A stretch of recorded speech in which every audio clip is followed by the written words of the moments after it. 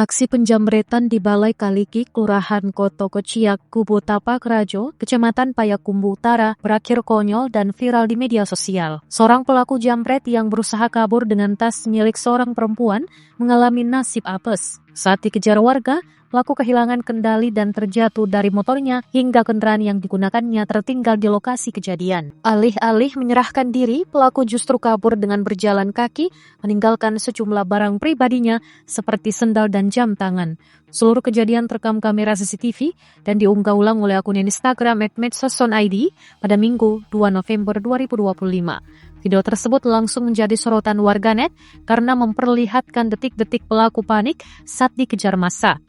Hingga kini pelaku masih dalam pengejaran pihak kepolisian dan warga setempat.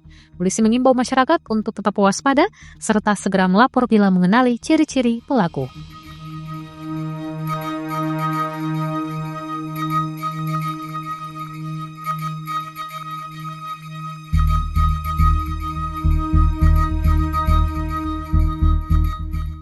Download Tribun X sekarang, menghadirkan lokal menjadi Indonesia.